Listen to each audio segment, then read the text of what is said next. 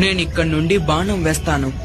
ఆ బాణం ఎక్కడికి వెళ్లి పడుతుందో ఆ చోటే నాకు కావాలి. అక్కడ నా కోసం ఆలయాన్ని కట్టించండి.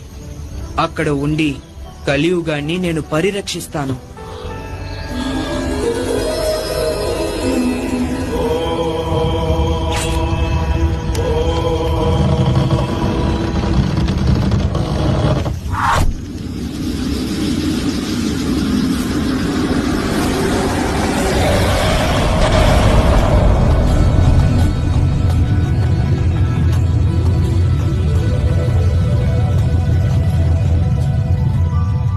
బాణం పడిన చోటే శబరిమల.